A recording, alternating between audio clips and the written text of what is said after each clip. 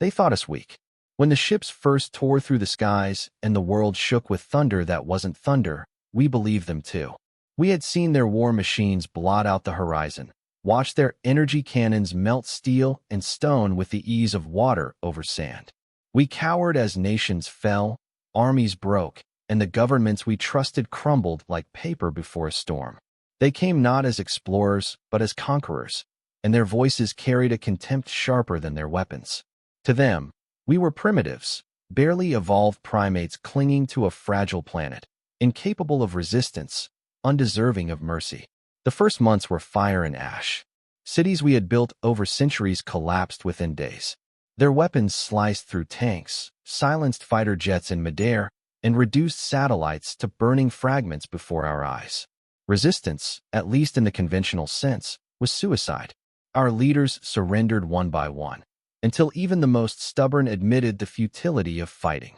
To the invaders, the war was already over. To us, it was only just beginning. The Zalthari, as they called themselves, were not without intelligence. They had scouted us for years, perhaps centuries, watching our wars, our divisions, our arrogance. They thought they knew us. They thought humanity was fractured beyond unity, incapable of standing as one. They mistook our disagreements for weakness and our compassion for frailty. They saw our weapons, crude compared to their technology, and assumed the measure of our spirit was the same. What they did not understand was that weakness is not the absence of strength. It is the forge that creates it. When the great cities fell silent under occupation, humanity retreated to the shadows. In forests, deserts, and mountains, in ruins and sewers and hidden tunnels, we whispered. In basements lit by candlelight, in caves that had once sheltered our ancestors, we remembered who we were. Farmers, engineers, soldiers, mothers, children, all became the seeds of something greater. Where one army could not stand, 1,000 scattered sparks began to burn. The Zalthari called us vermin, pests too stubborn to die. They thought our attacks laughable, primitive explosives, stolen weapons, makeshift ambushes in the night. They laughed when one of their patrols was destroyed, when a supply line burned, when an officer's quarters exploded with the detonation of fertilizer and gasoline. But slowly, the laughter waned. Slowly, the gods of conquest began to bleed. For every human they executed, 10 more rose with vengeance in their eyes. For every village they razed, 100 more sharpened their blades in secret. We were no longer fighting for nations or flags. We were fighting for survival, for one another, for the stubborn, indestructible spark that made us human. The Zalthari had never known such an enemy. Their wars were swift, decisive, fought with precision fleets and annihilation beams. They had never faced creatures who, when struck down, grew stronger. They could not fathom why the death of a mother made the child a soldier, why the burning of a city made its survivors into ghosts of vengeance, striking from the shadows with relentless fury. We adapted. That was our true weapon. When their armor deflected bullets, we learned to strike at joints, to poison their food, to drown their patrols in rivers with improvised traps. When their scanners searched for heat, we cloaked ourselves in mud, in ice, in the very earth. When they learned our tactics, we changed them. We were chaos, impossible to predict, unrelenting in our creativity. The Zalthari, bound by hierarchy and order, could not understand it. They had come expecting beasts. They found predators. But the greatest shift did not come from our weapons. It came from what we learned in the ruins of their arrogance. The Zalthari were advanced, yes, but not invincible. Their technology, taken apart by desperate human hands, revealed patterns. Their energy cells were stable, but vulnerable when exposed to extreme cold. Their communication arrays, once studied, became windows into their strategies. Their healing chambers, stolen and rebuilt in hidden bunkers, became tools not only to mend our wounded but to make them stronger. And most important of all, we learned. Humanity had always been curious.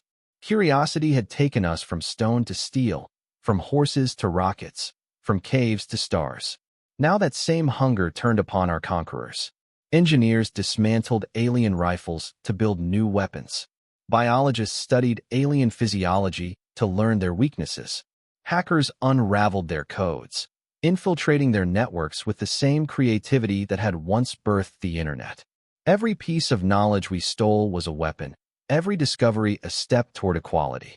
In time, equality became dominance. The first great victory was whispered like myth.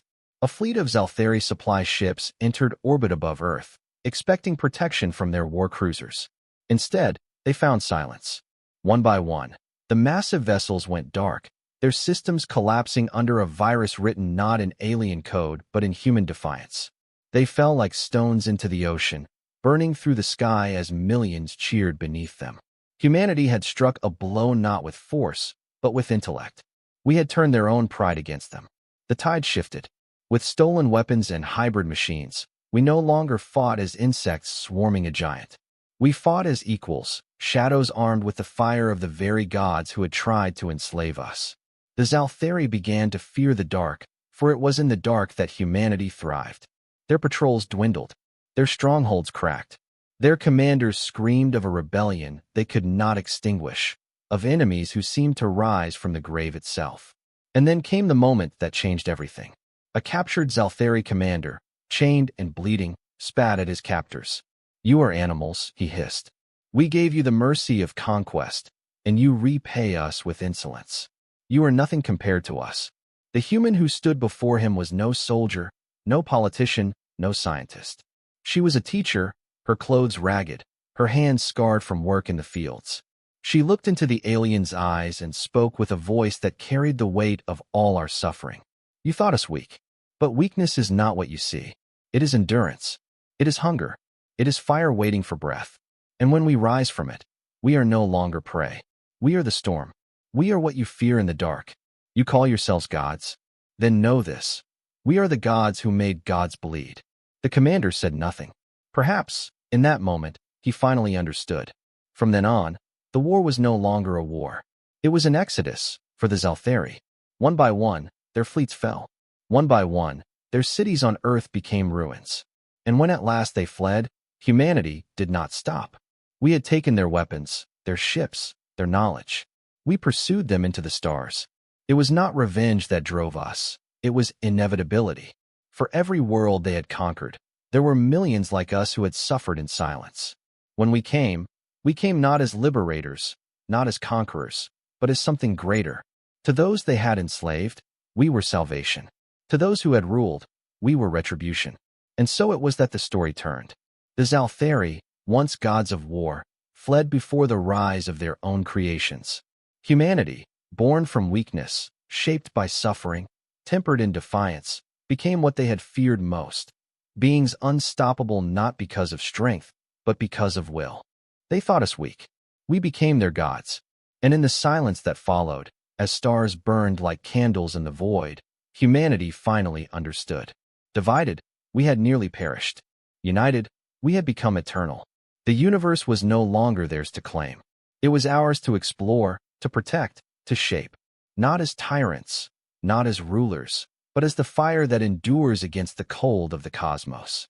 The Zalthari had given us the gift of our own reflection, what we could become when tested, when broken, when remade. And as the first human fleets left Earth, their banners carrying the scars of war and the promise of tomorrow, one truth echoed across the stars. They had come as gods and left as dust. We, who they thought weak, had become the fall of the Zalthari on Earth was only the beginning. When their fleets fled into the void, leaving behind smoldering ruins and broken monuments of their hubris, many thought the war was over. Humanity could have stopped there, rebuilding our shattered cities, mourning the dead, planting fields where once lay ash. But the fire had already been lit, and fire does not stop when there is still fuel to burn. The Zalthari had enslaved dozens of worlds, perhaps hundreds. The prisoners of their empire sent desperate signals across the stars, and we listened. Their pleas were our reflection, voices that once were ours, crying out in pain, begging for salvation. So we answered. The first fleets we built were crude things, patchworks of human steel and alien alloys, ships whose engines rattled with the strain of unfamiliar technology. They were ugly, temperamental, sometimes dangerous to their own crews. But they flew. And when they flew, they carried not only weapons, but something greater, the will of a species that had refused to die. Our first destination was Kelar, a mining world turned slave colony. The Zalthari had stripped its surface raw, leaving only toxic dust and hollowed caverns where the enslaved toiled in darkness. We came with 20 ships, hardly more than rafts compared to the might of the Empire. But when we descended, we carried with us not only our weapons, but the memory of Earth's ashes. The battle was chaos. Alien overseers fired from fortified positions. Automated sentries tore through our first landings. But the enslaved, beings of strange forms and voices, with eyes that glowed in the dark, rose when they saw us. They had lived for generations under the lash, but in our defiance, they saw themselves. When the chains fell, they took up the weapons of their captors and fought at our side. When the smoke cleared, Kelar was free. And in the silence that followed, 1,000 voices whispered a single word in a dozen tongues. Not conquerors, not saviors, gods. The name spread, not by our choice, but by theirs. To the enslaved, we were not simply another people with ships and guns. We were the impossible, the weak who had broken the strong, the prey who had devoured the predator. Our story traveled faster than any fleet, faster than any fire. On worlds across the Empire, whispers grew into roars. Humanity is coming. Humanity, who stood against gods and made them bleed. Humanity, who cannot be broken. The Zalthari panicked. For the first time in their history, they knew fear. It was not in their nature to fear enemies. They had always crushed them swiftly, ruthlessly. But humanity was different. They could not predict us. They could not tame us. And worst of all, they could not stop the story of us. Zalthari Command convened in their great crystalline citadels, debating strategies. We underestimated them once. One said, his voice like grinding stone. Never again. We must bring the full weight of the fleets upon them. But another, older, replied, do you not see? It no longer matters. Even if we burn their worlds, their idea has spread. To every slave, every servant, every creature who has ever knelt before us, they are no longer human. They are gods, and gods cannot be killed. And in that moment, the Empire began to fracture. Some Zalthari refused to fight.